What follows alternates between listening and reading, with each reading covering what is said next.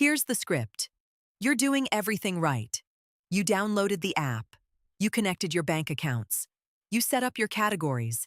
Every single transaction gets logged automatically, color-coded, organized into a beautiful little pie chart.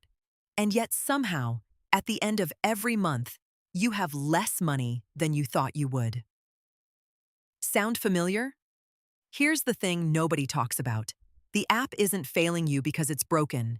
It's failing you because it's working exactly as designed. I spent 3 years obsessively using budgeting apps. Mint, YNAB, Personal Capital. I tried all of them. And I genuinely believed I was getting my finances under control because I could see everything. Every coffee, every grocery run, every random Amazon purchase at 11 p.m. that I immediately regretted. It was all there, tracked and categorized and accounted for. But my savings account? It barely moved, and I couldn't figure out why. Then I had this conversation with my friend Marcus, who manages money for a living. I showed him my beautiful, perfectly organized budget dashboard, and he just kind of laughed. Not in a mean way. More like the way someone laughs when they realize you've been doing something backwards for years. He said, "You're using this thing as a diary, not a decision-making tool." And that hit me like a truck. That's the first problem with budgeting apps, and honestly, it's the biggest one. They turn you into a historian of your own spending instead of an architect of it. You're not making decisions with the app. You're recording decisions you already made. The latte is already purchased. The dinner out is already on your card. All the app does is tell you about it after the fact. And by then, it doesn't matter. The money is gone. There's actually a psychological concept behind this called the observer effect in behavioral economics. When you know something is being tracked automatically, your brain starts to feel like the tracking itself is the responsible behavior. You feel virtuous for opening the app. You feel productive for reviewing your categories. But that feeling of control is completely disconnected from the actual act of spending. You've outsourced the accountability to the software, and your brain is totally fine with that. It loves outsourcing hard things. Think about it like a fitness tracker. People who get step counters often feel more active, even when they're not. They check their steps. They feel engaged with their health. And that engagement becomes a substitute for actually working out harder. Same principle. The monitoring feels like the action. And this is where I want to dig into something that I think is a genuinely underrated problem. Automation removes friction. And friction, it turns out, is one of the most powerful financial tools you have. When I was using my apps, I set everything up once and then it just ran. My transactions synced overnight. My categories filled themselves in. I didn't have to do anything except open the app and observe the results. That sounds ideal, right? Who wants more work? But here's what I didn't realize. That moment of friction, the moment where you pause and consciously decide whether to spend money, is actually the moment where your financial life changes. Remove that moment, and you remove the change. Researchers at Drexel University found that people who manually track their spending consistently save more than people who use automatic tracking tools, even when the automatic tools are more accurate. More accurate data, worse outcomes. Because the act of writing something down forces your brain to actually process it. You're not just logging an expense, you're confronting it. So what did I actually do instead? I threw out the apps. Well, I stopped actively using them. And I built what I now call a friction-based system.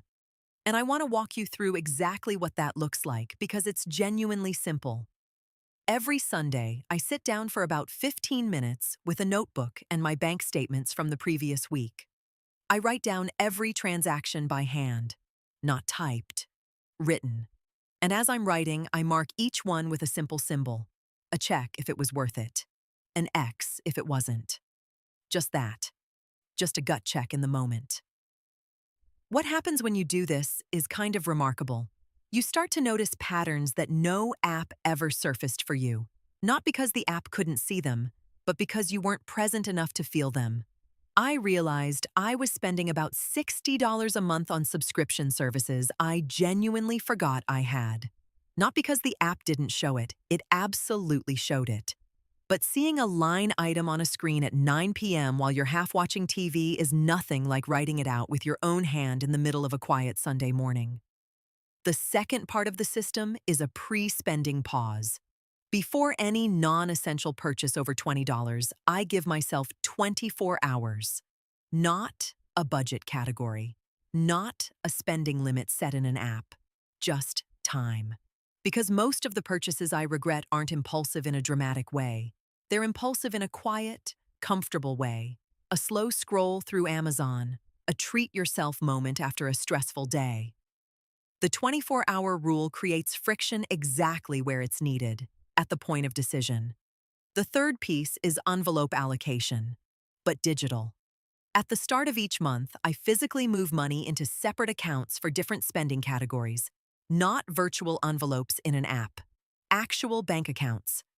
I have a spending account, a fixed bills account, a savings account, and an emergency buffer. When the spending account is low, it's low. There's no app telling me I'm in the yellow zone. I can just see it. And that's a completely different emotional experience. Now look, I'm not saying budgeting apps are evil. They're not. They're useful tools if you use them as a review mechanism, not a replacement for conscious decision-making. Looking back at your spending data once a month to identify broad patterns? Great use of the technology. Letting it auto-categorize everything and then feeling like you've done your financial due diligence. That's where it gets dangerous. The trap is that these apps are designed to be frictionless. That's literally the feature they sell you on. Easy, automatic, effortless. But effortless and financially healthy are not the same thing. Not even close. I know a woman named Diane who had been using YNAB for 2 years. Perfect records, beautiful budget. Still couldn't save more than $200 a month. She switched to manual tracking for just 60 days and saved over $900 in the second month. Not because her income changed, not because some magic happened, but because she started confronting every single dollar instead of watching it get sorted into a colorful chart while she scrolled Instagram. The tool you use matters way less than the relationship you have with your money. And you can't have a real relationship with something you've automated away. So here's what I want you to try. Just for 1 month, get a notebook, any notebook, and write down every single thing you spend money on, by hand. And at the end of each week, sit with that list for 10 minutes and just notice how you feel about each entry. Don't judge yourself. Don't create a complex system. Just notice. That noticing is the foundation. That noticing is what the apps have been quietly stealing from you. You don't need a smarter app. You need a more honest conversation with yourself about money. And that conversation starts the moment you pick up a pen instead of opening a dashboard. If this changed how you're thinking about your budget, drop a comment below and tell me what tracking method you're currently using. I read every single one. And if you want more content that actually challenges the conventional wisdom around money and personal finance, subscribe. I put out a new video every week, and I promise I won't waste your time. This video is for educational purposes only and is not financial advice. Please consult a qualified financial professional before making changes to your personal financial strategy.